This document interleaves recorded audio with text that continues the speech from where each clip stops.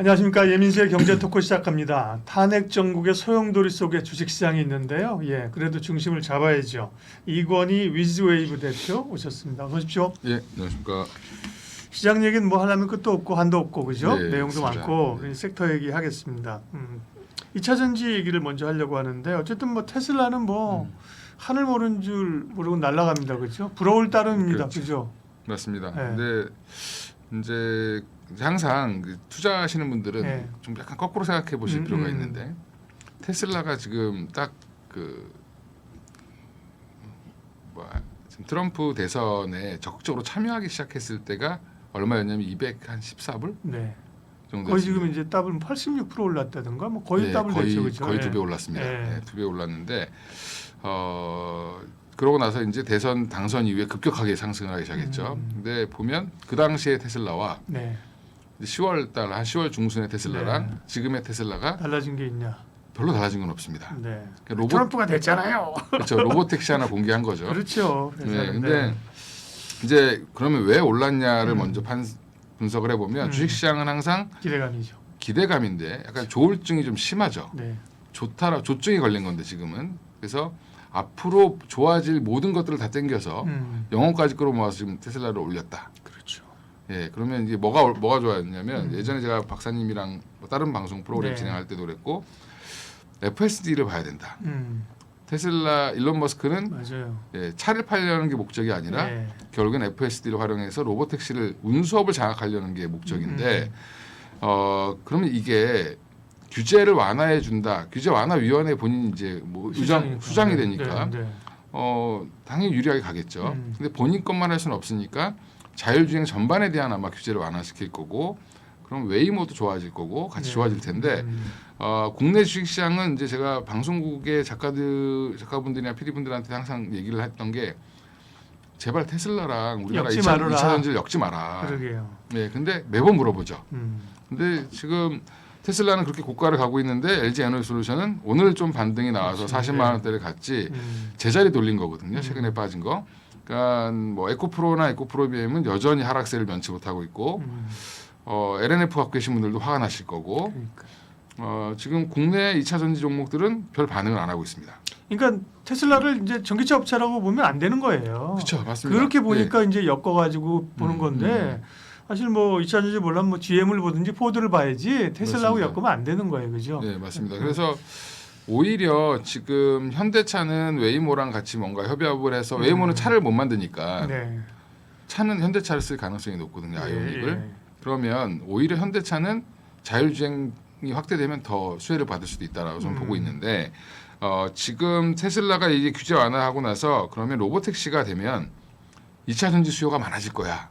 이렇게 또 너무 3단 논법으로 굉장히 극단적으로 얘기하시는 분들이 있는데 이게 규제 완화돼서 로봇택시 만들고 돌리고 사고 나면 또 수습하고 이런 과정들이 생각보다 길 수 있습니다. 아 그리고 이제 수요가 로봇택시 하면 당연히 뭐 한 대가 됐든 100대가 됐든 수요가 있겠지만 그렇죠. 그 수요는 전기차 전체 수요하고는 사실 그죠? 네, 맞습니다. 다른 얘기인데요.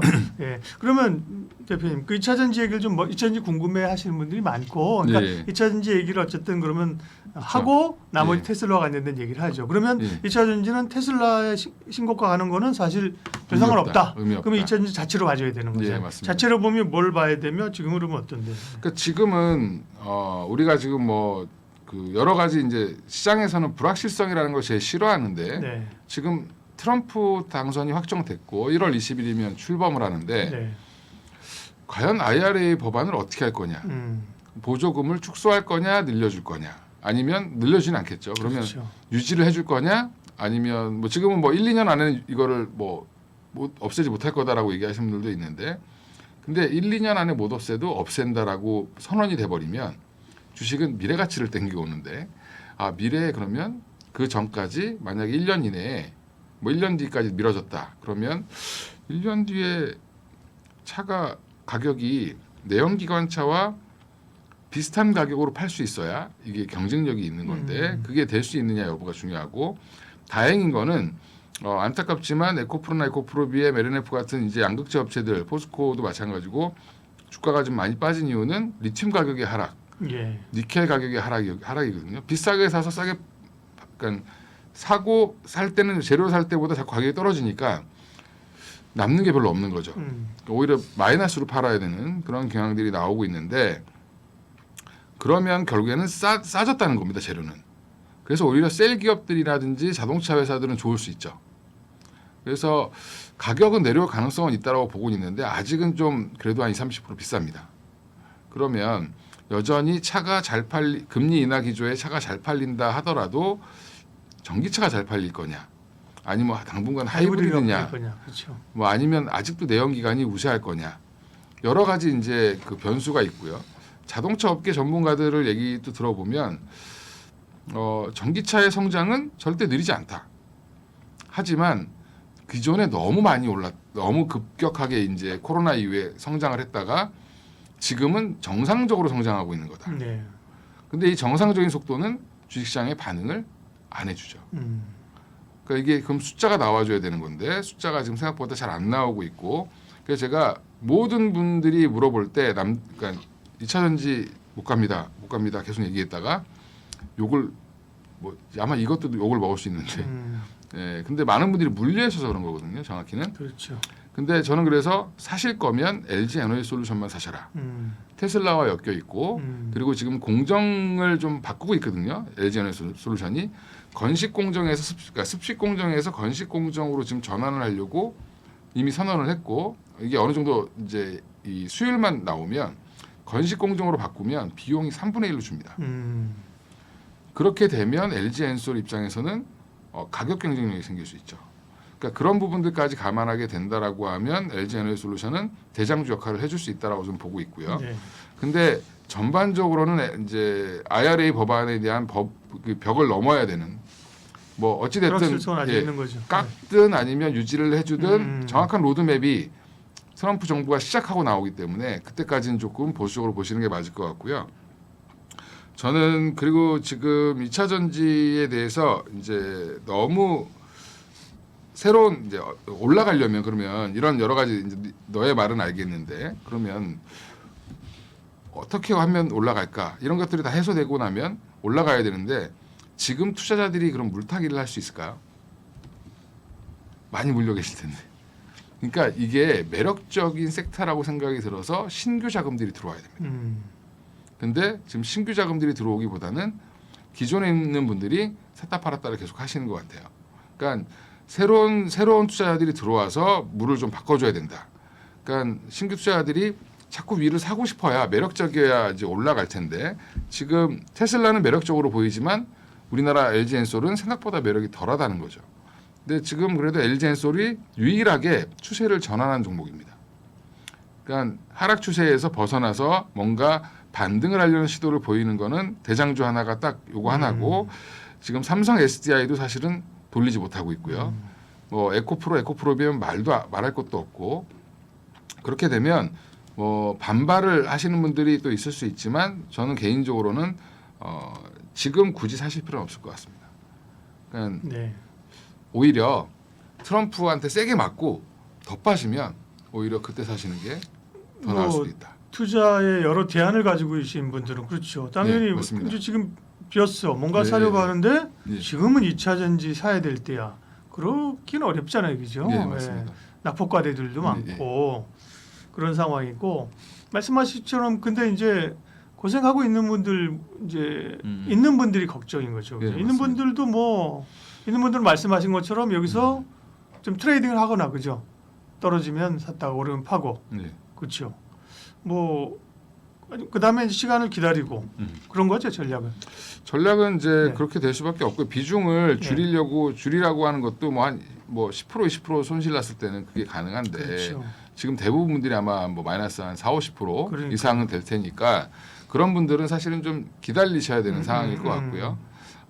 오히려 이제 기회가 올 때 내가 다시 한번 올라가는 추세가 나올 때 단가를 낮출 수 있는 현금을 빨리 만드시는 게 중요하죠. 그걸 뭐 노동으로 버시든 아니면 다른 종목으로 수익을 내서 이제 뭐 좀 비중이 100%가 아니실 거 아니에요. 어차피 2차 전지가 100%이신 분들은 없을 테니까. 그러니까 다른 데서 만회를 내서 자금을 좀 확보하시는 그런 전략을 좀 취하셔야 되지 않겠나 생각하고 있습니다. 네.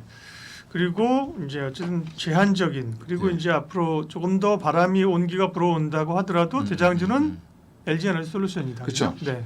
LG 에너지 솔루션마저 만약에 30만 원 밑으로 다시 또 30만 원 근처까지 무너진다라고 하면 사실은 답이 없는 거죠. 이 시장은. 그렇죠. 예, 그러면 지금 그래도 40만 원대를 유지시켜주고 있는 이유는 LG 엔솔이 고객사가 되게 다변화되어 있고요. 네. 유럽, 뭐 미국, 그다음에 뭐 GM 포드, 뭐 스텔란티스, 거기에 이제 뭐 BMW, 거기에 네. 또 뭐 테슬라까지 되어 있죠. 제품 포트폴리오도 다양하고 그렇죠. 그리고 또 뭐 ESS도 하고 그러니까, 있고 예. 예, 여러 가지를 잘 하고 있습니다. 그러니까 LG 에너지 솔루션이 그래도 욕을 먹고 상장을 했지만 사실은 그래도 포트폴리오는 제일 잘 다변화되어 있다.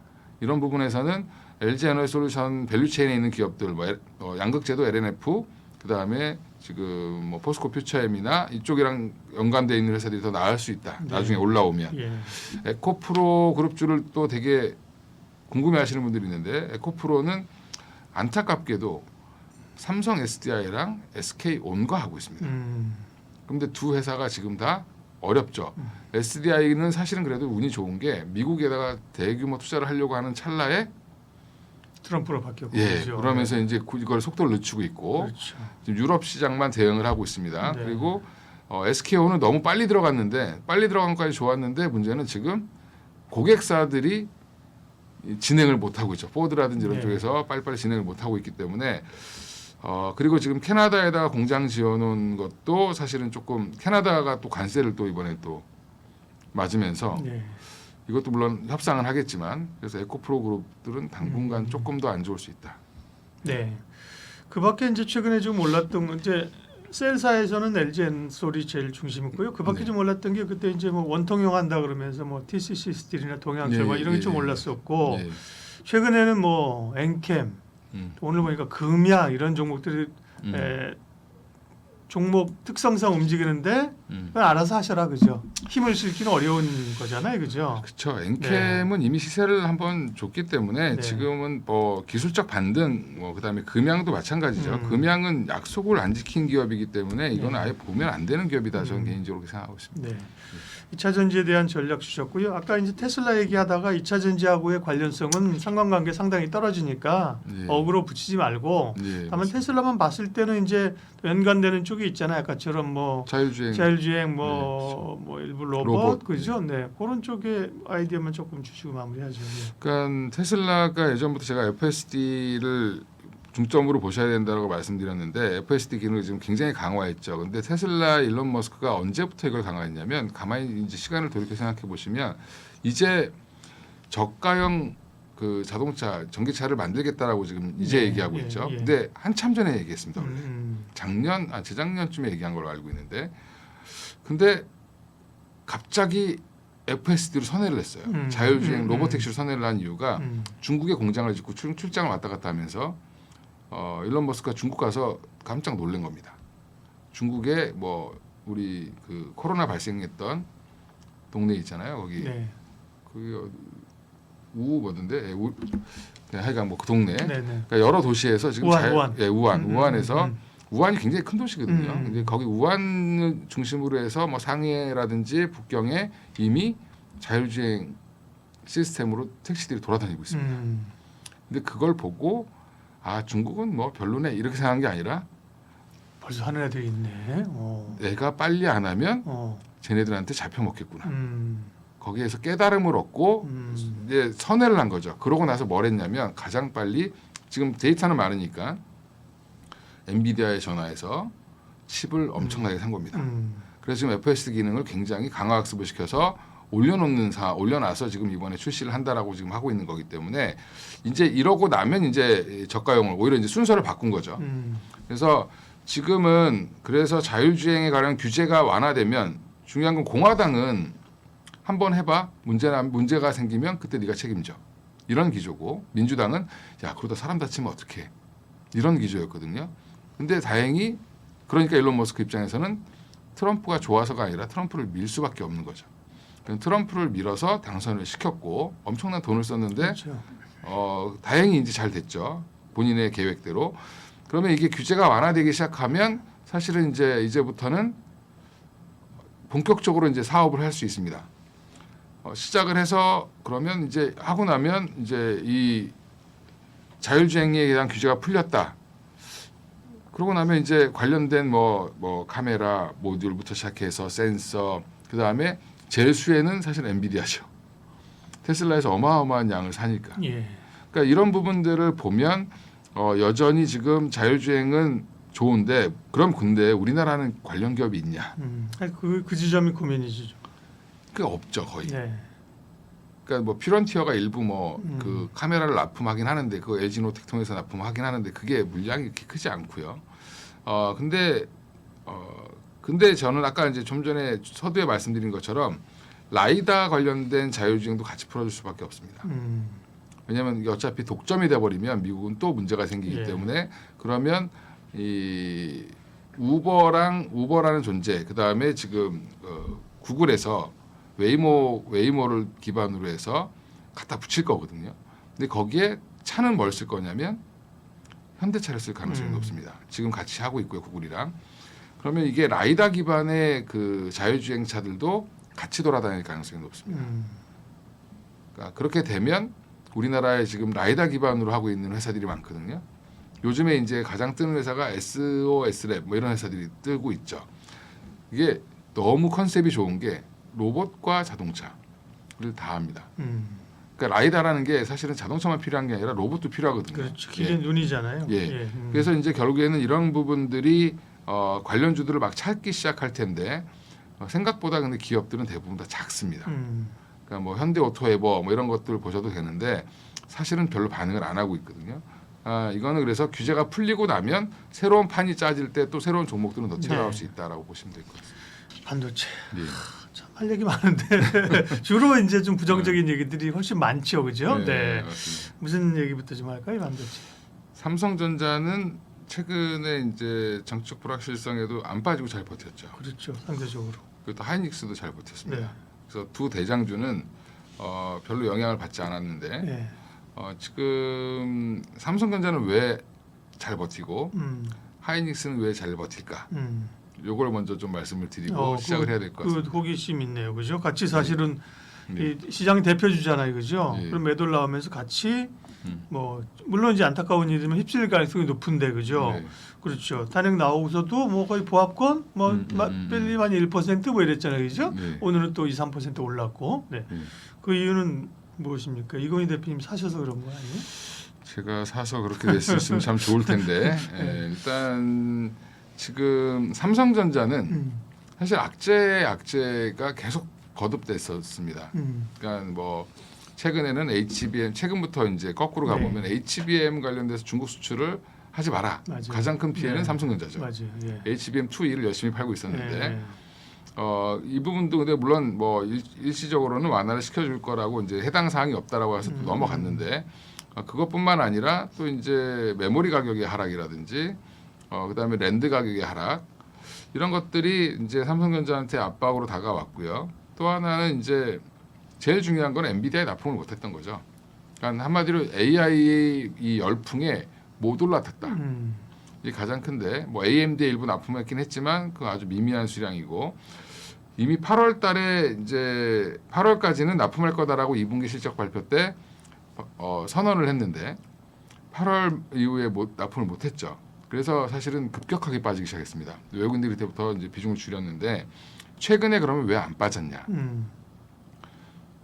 간단하죠. 그 10조의 효과인데. 자사주. 네. 자사주 매입. 그러네요.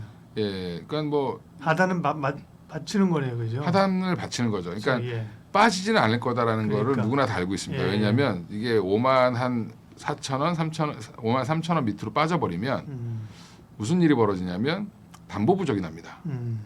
그 삼성과 일가들의 네. 그 이건희 회장님 돌아가시면서 상속세를 내야 되는데 낼 게 없으니까 현금이 뭐 재벌이라고 해서 뭐 몇천억을 갖고 있는 건 아니잖아요, 현금을. 그렇죠. 주식주담대를 받았구나. 네, 주식담보대출을 받았는데 이제 그게 이제 그 담보 부족 걸리는 라인들이 한 5만 한 6천 원부터 5만 한 2천 원까지. 그 지난번에 그래서 4만 원, 4만 9,900원. 네네, 그렇죠. 네. 네. 증권사 후배들한테 얘기를 들었는데 엄청나게 전화가 이제 담보 비율이 막 110%까지 막 떨어지고 그러면 개인들은 그냥 반대 매매거든요. 네. 근데 이제 증권사 입장에서는 이걸 반대 매매 해버리면 큰 그건 고객이 관- 없어지죠. 관계 단절이지. 예. 네. 그래서 거의 뭐 100% 근처까지 갔음에도 불구하고 돈을 일부 넣어가지고 맞고 했다라고 하는데 지금 그래서 급하게 10조 원 자사주 매입 계획을 발표했습니다. 그래서 3조를 매입을 먼저 할 거고 네. 7조는 이사의 결의를 통해서 또 추후에 결정하겠다라고 이게 얘기했는데 개인 투자자들을 위해서 한 게 아니군요. 대주주를 위해서 한 거죠. 제가 극단적인 얘기긴 합니다만 그런 예. 배경이 또 있었군요. 예, 그래서 제가 그 발표가 났을 때 이렇게 할 거면 좀 진작에 하지. 진작에 했으면 조금 더 주가가 더 좋았을 텐데 왜 거의 궁지에 몰려서 식구들이 회장님한테 전화하신 것 같아요.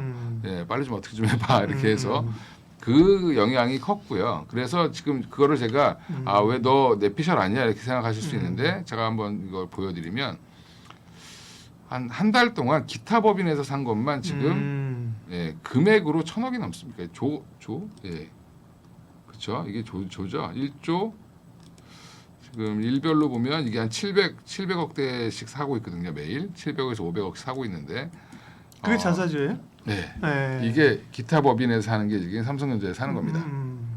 그러니까 일반 법인이 샀을 때 기타 법인으로 잡히는데 일반 법인이 삼성전자 이렇게 살 일이 없죠. 그렇죠.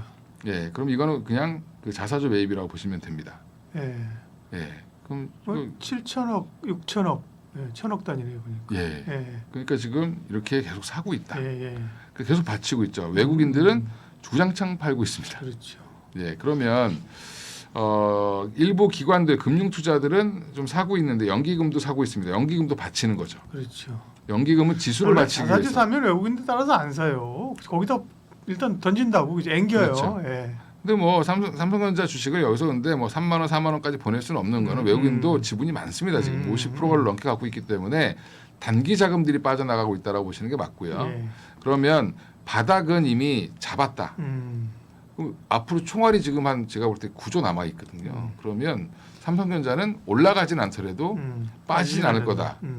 근데 이제 트리거만 생기면 올라오겠죠. 근데 이제 그럼 하이닉스는 왜 안 빠졌냐? 하이닉스는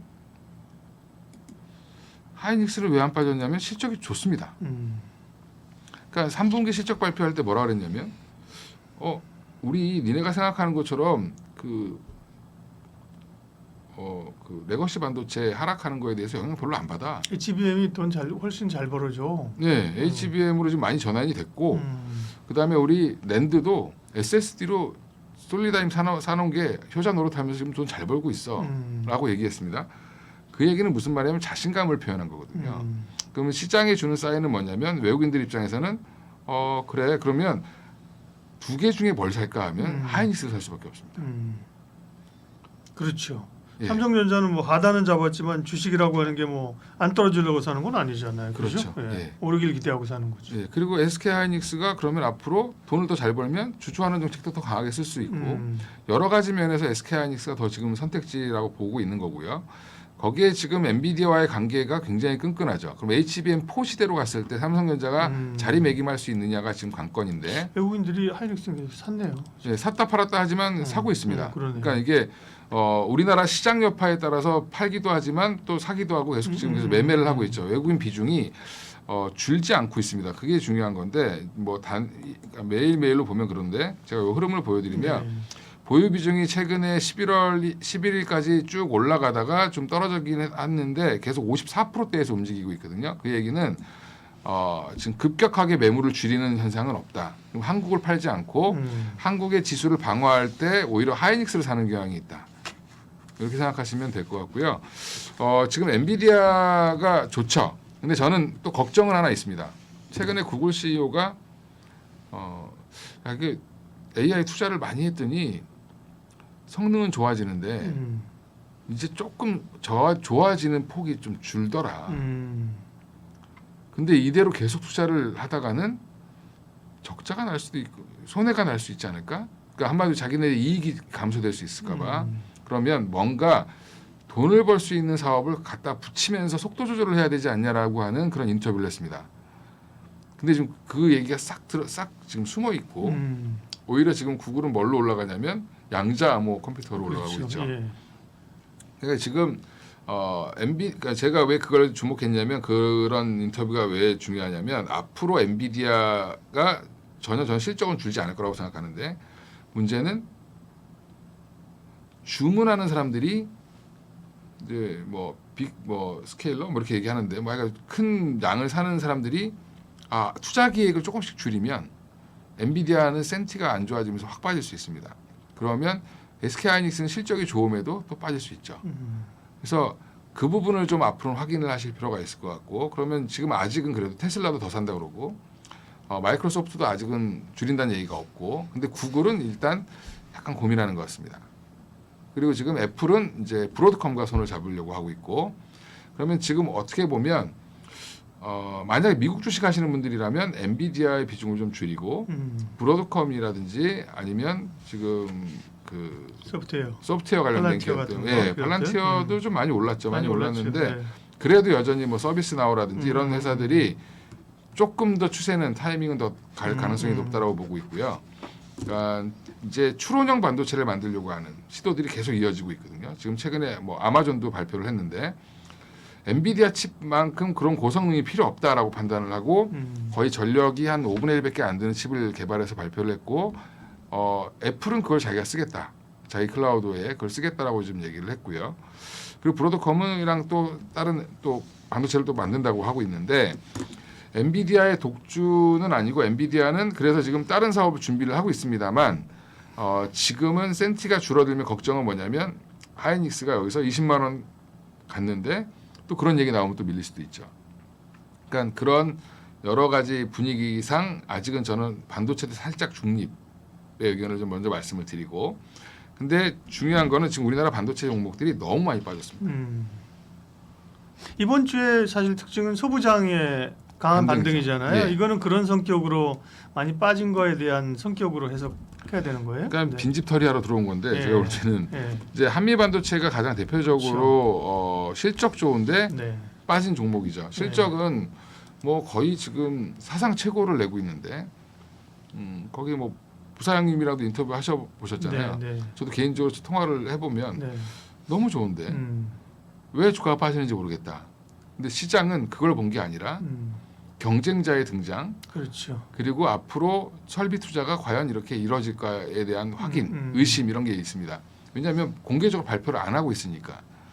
근데 이제 오늘 아마 IR 했을 텐데 12일 날 이제 한다고 했으니까 11일 날 이제 주가가 급등을 했습니다. 네. 근데 아이러니한 게 외국인들은 팔고 기관들이 샀습니다.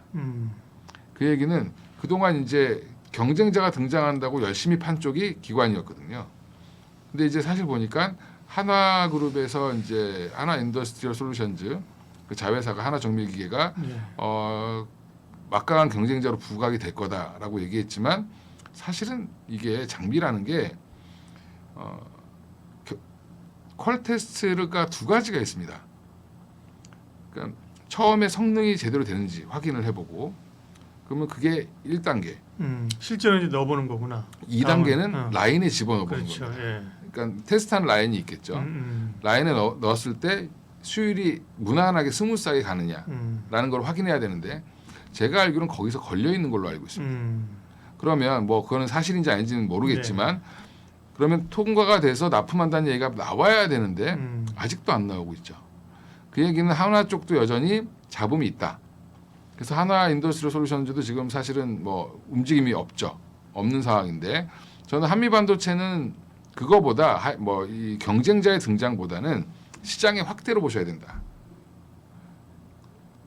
SK하이닉스는 엔비디아의 직격탄을 맞을 수 있지만 한미 반도체는 직격탄을 안 맞을 수 있습니다.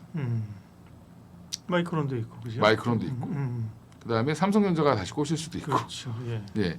그러니까 이게 한미 반도체는 지금 제가 볼 때는 뭐 제가 편애하는 걸 수도 있는데 마이크론 관련돼서 지금 4분기 그다음에 내년 1분기까지 어마어마한 양이 들어갑니다.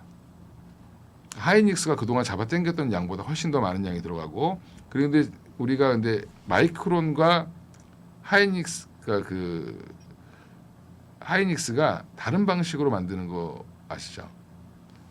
여기는 하이닉스는 네. 하이닉스가 만드는 방식은 MUF 방식이고 그다음에 지금 마이크론은 삼성이 쓰고 있는 NCF 방식입니다. 그런데 지금 마이크론에 들어가는 장비는 그래서 똑같은 장비가 아니라 다른 장비가 들어갑니다. 그게 단가가 더 비쌉니다. 그래서 지금 삼성이 콜을 할 수도 있다라고 얘기하고 있는 게 마이크론에 이미 납품했던 기계가 있기 때문에 같은 방식을 쓰고 있고 그래서 그쪽이 추가적인 좋다는 게 확인되면 그렇죠. 그러면 삼성도 울며 겨자 먹기로 따라올 그렇죠. 수도 있습니다. 네. 그동안 이제 자존심 때문에 못하겠다면 인사 조치해서 담당자 바뀌고 맞습니다. 이런 거 할 수 있는 거죠. 맞습니다. 네, 네. 지금 자존심이 문제가 아니라 지금 네. 회사가 지금 절단나게 그러니까요. 생겼는데, 네. 예, 그러니까 뭐 아직 실적은 괜찮지만 부자가 망해도 3년은 간다고 버티겠지만 사실은 이게 실기였다는 걸 지금 다 인정하고 있는 상황이기 때문에 그걸 또 추정한다라고 다만 하면 말씀하신 그런 어떤 그 소부장택 어제는 오늘은 보자. 어제는 보니까 무슨 여기 소재 업체들도 지금 강했어요. 뭐 한솔케미칼 뭐 이런 오늘도 워닝 머티리얼스는 이렇게 어쨌든 소부장이 보면 대체로 같이 이제 한미 반도체가 움직이니까 같이 움직이고 있는데 이 연속성을 고민이 되는 거죠, 이제 그죠? 그러니까 지금 그래서 저는 이제 당분간 장비주들 이제 많이 빠져 있어서 되게 매력적으로 보이는데 하이닉스랑 삼성전자가 못 올라가면 대차게 빠질 수 있습니다. 그러니까 지금 센티가 안 좋다 여전히. 그래서 지금은 반도체는 이것도 마찬가지로 SK 하이닉스랑 뭐 한미 반도체 정도만 대응하시는 게 맞다. 네. 예, 나머지는 조금 잘 모르겠습니다. 이스페타시스 말에 뭐예고 그죠? 이스페타시스는 사실은 상법 개정을 해야 되는 전형적인 그러니까. 원인을 보여주고 있는 회사가 돼버렸습니다. 제가 좋아했던 회사인데 그러니까 예. 너무 실망을 해서 이번에 저는 이수그룹의 이번에 지배구조를 한번 파봤는데 아주 엉망이더라고요. 예. 시장하고 소통 안 하는 거죠. 제가 아까 얘기했는데 저는 사실은 감독원에서 유상증자 뭐 반려할 때 예. 물론 이제 이 시장에서는 그죠 투자자는 이게 뭐야 관련도 없는 업체 증자하고 애널리스트는 막 방했잖아요. 근데 그렇다고 이제 기사들도 막 부정적으로 하는 그거를 감독원에서 다 빠꾸 한다는 것도 약간 포퓰리즘적인 게 있거든요. 그렇죠, 맞습니다. 그런 다 간섭하기 시작하면 그죠?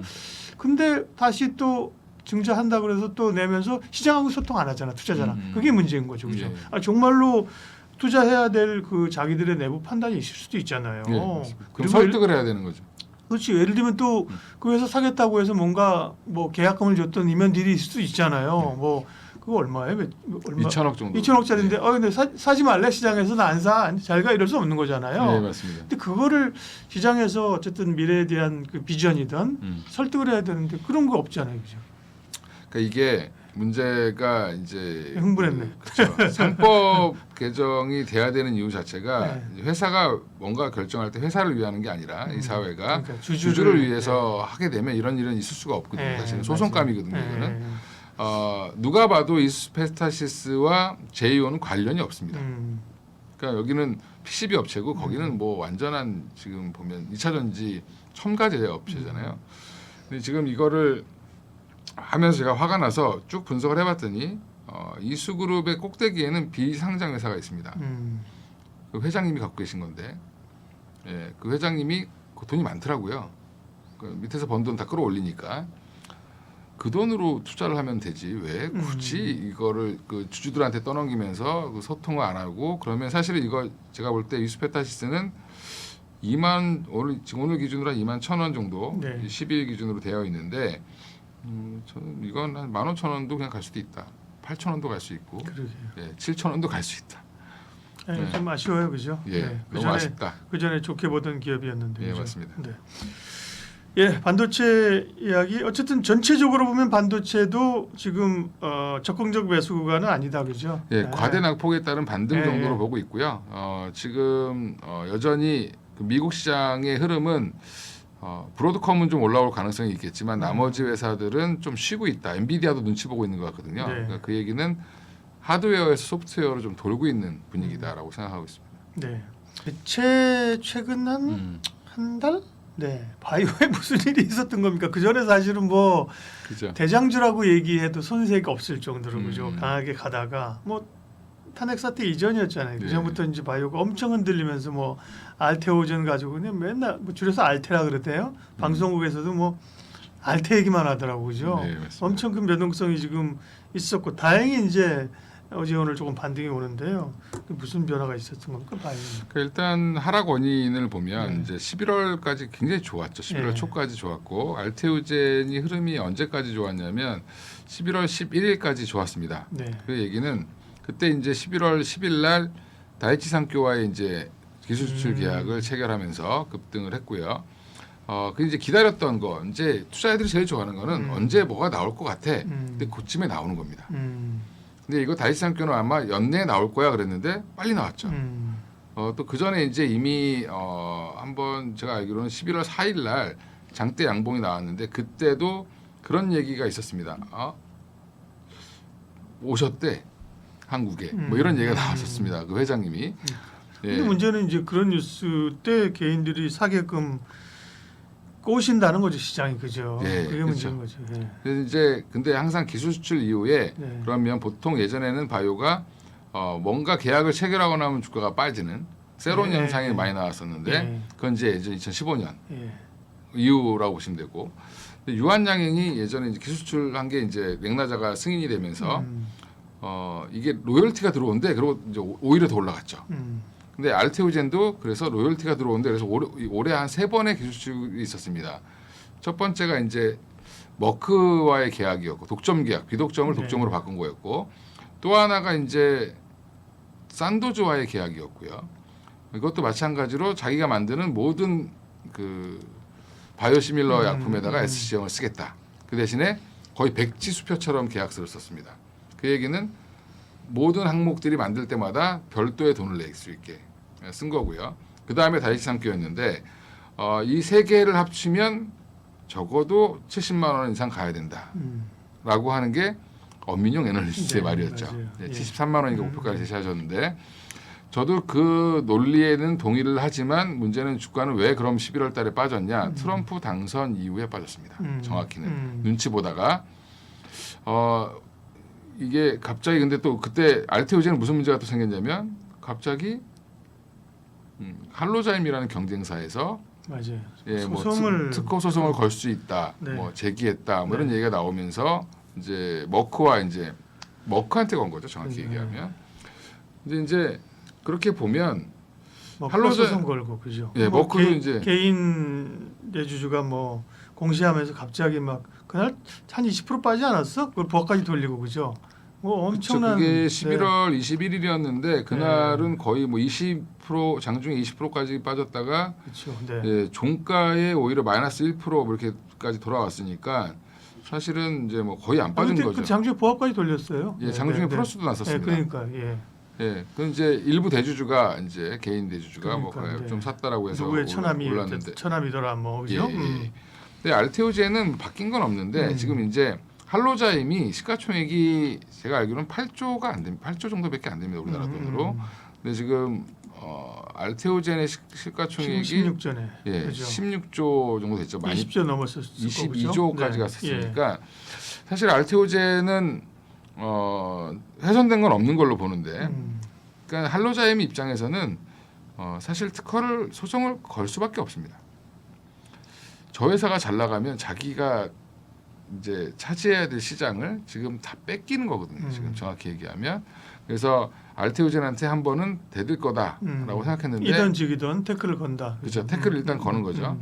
그래서 이제 머크가 계약을 체결하고 나서 이제 상용화를 한다. 그 전에 또 무슨 얘기했었냐면 머크가 그 임상 결과를 발표하면서 굉장히 좋은 결과를 발표하면서 SC형에 대해서 조만간에 상용화를 빨리 할 거다. 그 이제 그것도 생각보다 빨리 발표했습니다.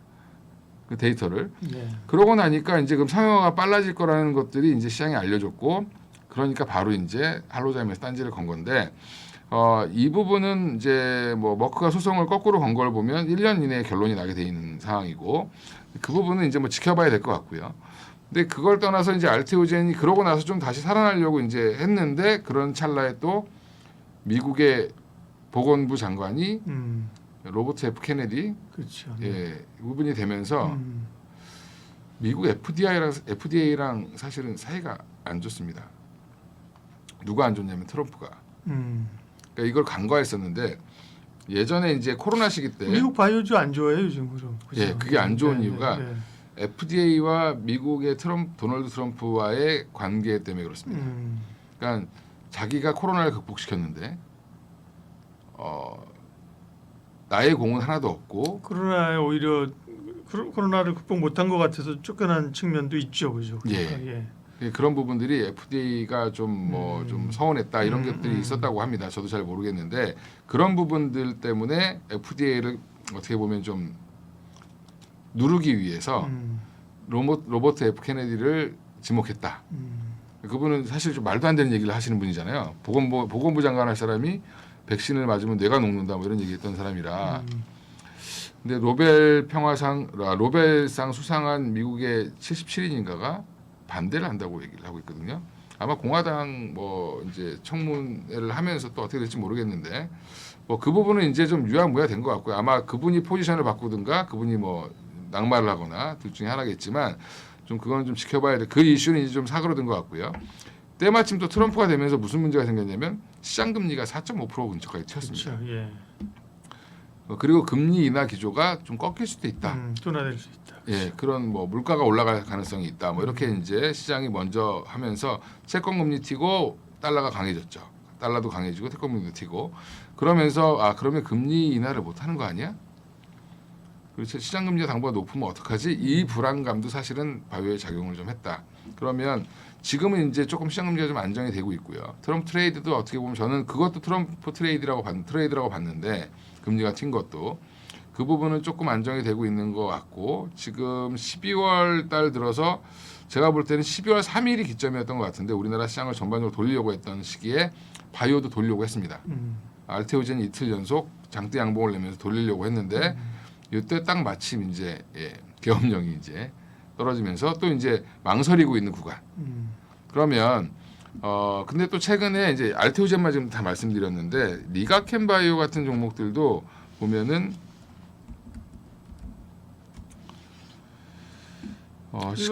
시가총액이 뭐 거의 4조 가까이 되는 회사죠. 시총 코스닥의 4위인데 계속 여기도 마찬가지로 11월 11일까지 계속 잘 달리다가 그 뒤로 빠졌다가 올라오는데 차이는 뭐냐면 알테오젠은 특허 관련된 이슈가 하나 더 엮였기 때문에 121선 밑으로 빠져서 지금 121선을 못 뚫고 있는 거고요. 이제 뭐 기술적 분석을 해드리는 건 아니지만 항상 거의 막히는 자리가 있죠. 근데 리가캠은 121선을 터치하고 계속 지지하면서 올라가고 있습니다. 근데 리가캠의 가장 핵심 기술은 링크거든요. 그러니까 지금 항암제의 가장 큰 두 가지 흐름이 있는데 항암제는 첫 번째는 이제 면역 항암제죠. 아까 키투르다라든지 옵디보 같은. 근데 여기는 이미 끝났습니다. 네. 키투르다랑 옵디보로 그냥 끝난 겁니다. 셋업이 시장 정리가 됐다. 예, 시장 정리가 되면서 그들이 제형을 변경하고 다른 이제 암들을 점점 영역을 넓혀가는 중이고 그 다음으로 이제 다이치 산키오라고 아까 말씀드렸던 그 회사가 ADC 일본 기업인데 표적 항암제의 1위 기업입니다. 그러면 표적 항암제라는 거는 기존의 항암제가 먹었을 때 부작용으로 머리털이 막 빠지고 뭐 온몸이 힘들어서 며칠 항암제 맞고 나면 저희 아버님이 이제 암투병을 하셨기 때문에 80년대에 항암제 한번 맞고 오시면 거의 일주일 알아두고 있습니다. 사람이 거의 죽죠 반. 왜냐하면 정상세포도 다 공격을 하기 때문에. 근데 그걸 없애기 위해서 그러면 항체에다가 독성 물질을 기존의 항암제의 독성 물질을 집어넣어서 같이 연결을 시켜서 이 항체가 그 암세포만 딱 찾아가서 딱 붙으면 그 페이로드라고 하는 독성 물질을 딱 뿌려주는 겁니다. 그러면 이제 거기만 공격을 하겠죠. 그래서 그걸 표적 항암제라고 하는데 이 링크 중간에 연결고리를 만드는 게 기술을 갖고 있는 게 리가켄바이오입니다. 그래서 레고켄바이오였잖아요 예전에. 네네. 그래서 자기가 이렇게 잘 쌓는다, 레고처럼 연결시켜준다 이런 의미였던 거거든요. 근데 리가켄바이오가 그래서 이번에 이제 기술 수출을 그동안 많이 했는데 최근에 기술 수출한 기업들이 임상 결과를 발표했는데 좋게 나오고 있습니다. 가장 최근에 나온 거는 시스톤이라고 해서 그 중국 기업이 있는데 저기서 지금 혈액암 치료제 만들고 있는데 임상 결과를 발표했더니 이 링커가 안 부러져. 그러니까 다이치 산키오가 만들었던 ADC 항암제가 문제가 뭐였냐면 이게 자꾸 가다가 끊어져. 이게 그러니까 항암제를 만약 예를 들어서 한 100개를 보내면 한 4, 50개 정도가 링크가 끊어져가지고 네. 이 독성 물질이 엉뚱한 데 떨어지는 거예요. 그럼 예전에 항암제보다는 부작용이 적긴 하지만 네. 뭐 머리가 뭐 여기가 뭐 빠진다든지 예, 아니면 뭐 어디가 부작용이 생긴다든지 이런 게 나왔는데 이거를 줄이는 게 ADC의 지금 가장 관건인데 그거의 링커 기술을 잘하고 있다. 그래서 뭐 기업 설명을 너무 오래 했긴 했지만 네. 이 두 기업이 우리나라 지금 현재 바이오텍을 이끌어가고 있는 상황입니다.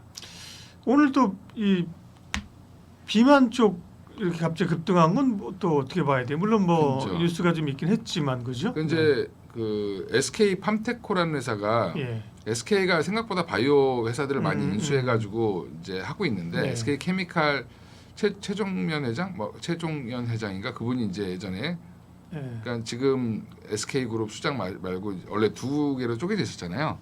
그쪽에서 이제 바이오를 많이 밀었습니다. 그래서 그때 사놨던 회사들 중에 SK 팜테코라는 회사가 공장을 짓고 있었습니다.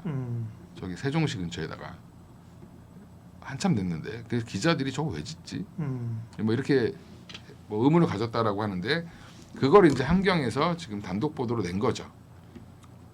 추정입니다. 이거는 추정인데 비만 치료제 관련돼서 한 2, 3조 정도의 계약건이 되는 것들을 원료 의약품을 GLP 계열의 원료 의약품을 여기서 SK 팜테코에서 만들기로 했다라는 보도가 나왔고요.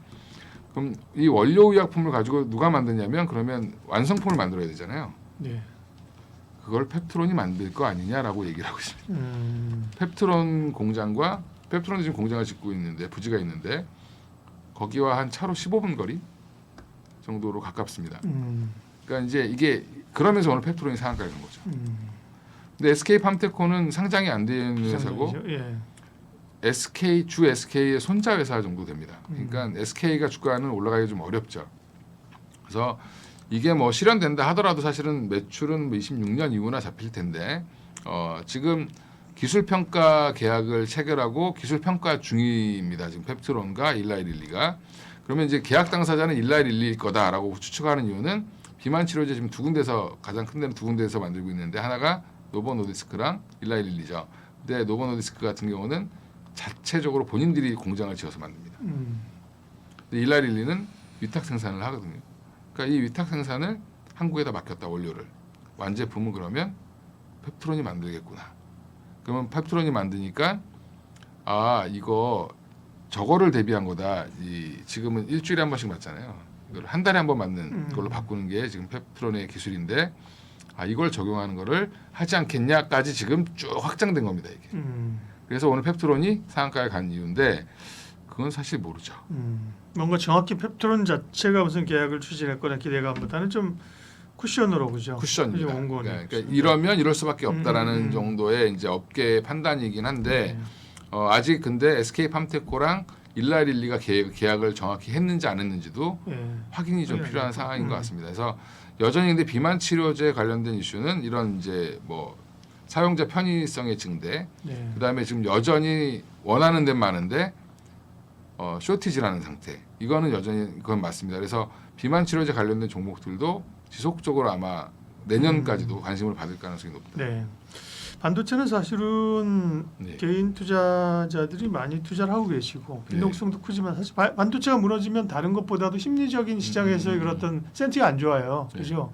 그런 점에서 이제 오늘 좀 올라오는 게 반가운데 보통은 또 반도체는 연초에 무슨 학회 있고 보통 연초가 강하잖아요. 바이오가 저 반도체라 그러는 바이오가 그죠? 바이오입니다. 제가 얘기한 거는 그러면 이제 연말 연초 바이오 전략은 어떻게 가지고 있어요? 그러니까 지금 우리나라 정치적 불확실성만 해소된다라고 하면 저는 다음 주부터라도 반등은 좀 크게 나올 가능성이 있다고 보고 있고요. 그러니까 왜냐하면 JP모건 헬스케어 관련돼서 지금 알테오젠도 그렇고 리가켄 바이오도 그렇고 뭐 ABL 바이오 뭐 이런 그냥 보로노이 이런 여러 종목들이 지금 기술 수출 추가로 나올 가능성이 굉장히 높습니다. 그러니까 그리고 펩트론도 뭐 지금 언론이 언급이 되고 있긴 하지만 펩트론은 일단 그 기간이 아직 남아 있기 때문에 좀 지켜봐야 되는 것 같고요. 오히려 이제 거기는 뭐 아니면 도죠. 기술 평가했는데 기술 안 좋아 그럼 끝나는 겁니다. 그러면 이제 아마 주가는 거의 바닥으로 곤두박질 치겠죠. 근데 오히려 그래서 저는 그쪽은 약간 도박성이 좀 있다.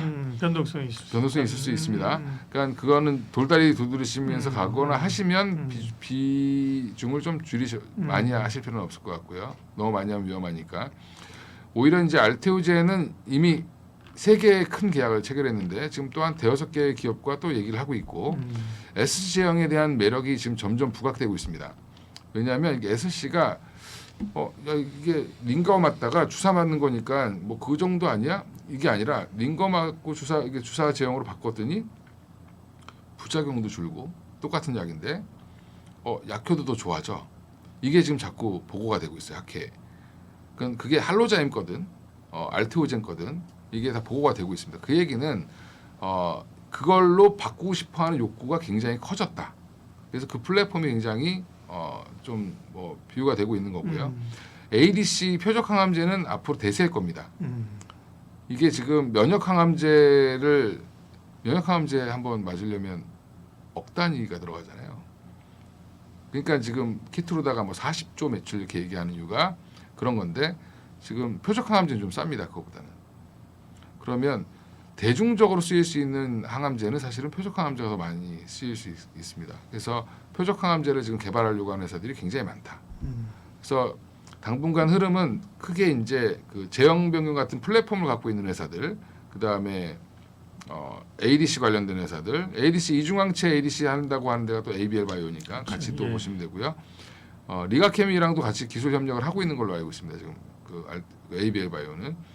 그래서 지금 이중항체도 그리고 최근에 생각보다 항체를 2개를 가져간다는 거는 뭐냐면 확률을 높이는 거거든요. 그러니까 이중항체 관련된 그 미국의 그 조그만한 그 벤처 기업들 조그마다고 해도 생각보다 비싸긴 하지만 그런 회사들이 잘 팔립니다 지금. M&A가 많이 되고 있습니다. 네. 그러면 그만큼 이중항체에 대한 관심도 높다라고 보면 이중항체 관련된 회사들 또 같이 보시면 좋을 것 같습니다. 마지막으로 이제 바이오는 얘기할 게 많네요. 마지막으로 CDMO 업체들을 어떻게 봐야 되는지 얘기해 주세요. 그게 참 그런데 제가 CDMO는 사실은 대신 만들어 주는 거잖아요. 그렇죠. 네. 오늘은 이제 일부 바이넥스 같은 종목들이 좀 올라왔는데 그거는 아까 얘기했던 SK 팜테코 효과 정도로 보시면 되고요. SK 팜테코도 그런 물량을 받았는데 그러면 원료의약품 만드는 대표적인 회사가 ST팜이죠. 그렇죠. 또 ST팜도 그러면 그런 거 받는 거 아니야? 사이드 이펙트로 올랐다 정도로 보시면 되고 지금 삼성바이오로직스가 이 미 생물보안법 관련돼서 우시바이오로직스 이제 상대방 가장 큰 경쟁자죠. 경쟁자라기보다는 더 앞서 있는 회사입니다. 양으로 보면 그게 그 생물보안법 발의된 게 해서 이제 통과될 가능성이 있다라고 했던 게 한 여름부터였습니다. 그러니까 삼성바이오로직스가 그때 70만 원대 있었는데 그리고 110만 원대까지 갔다가 지금 쉬고 있죠. 그 사이에 물론 이제 좋은 수주들도 1조 이상의 수주들을 한 3건 정도 받았는데 중요한 건 그게 아니라 이게 통과가 돼야 되는데 하원은 빨리 통과해 줬는데 상원에서 붙잡고 지금 계속 안 해주고 있습니다. 연내엔 또 안 한다 그러고 그럼 내년에 한다는 얘기는 내년에도 할지 안 할지 모르지만 일단은 이번 정부에서는 안 한다는 겁니다. 2년 되니까 불확실해지는 거죠. 그렇죠. 그러면 다음 정부에서 가져가는데 그럼 다음 정부이자 다음 국회에서는 다음 상원에서는 이거를 언제 통과시킬 거냐? 저는 그거 언제 통과시킬지 모른다. 원래 전임자들이 하던 걸 뭐 굳이 잘 안 받잖아요. 새로운 걸 아젠다를 만들려고 하지. 근데 그걸 떠나서 아마 그거를 트럼프 정부에서는 트럼프 공화당에서는 딜을 할 가능성이 있습니다. 중국과의 카드로 쓸 가능성이 높다. 그래서 내가 이거를 일시적으로 해결해 줄 텐데 우시바이오로직스 지금 바로 제재해 버리면 또 미국에 있는 빅파마들이 사실은 좀 피해를 많이 볼 수 있습니다. 그러니까 이 부분을 어떻게 할 것이냐 아마 고민을 굉장히 많이 할 거다. 그러면 그 이슈로 올라왔던 부분들은 일정 부분 반납할 가능성이 있거든요. 그래서 저는 그래서 지금 최근에 이미 반납을 좀 했고 여전히 그래서 삼성바이오로직스 막 롱으로 보고 있지는 않습니다. 그러니까 지금은 약간 중립 정도 의견을 보고 있습니다.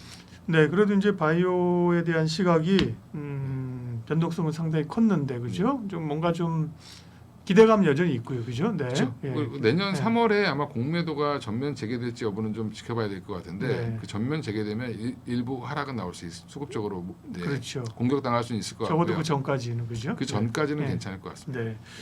바이오 얘기 위즈웨이브 이권희 대표님 함께했습니다. 고맙습니다. 예, 감사합니다.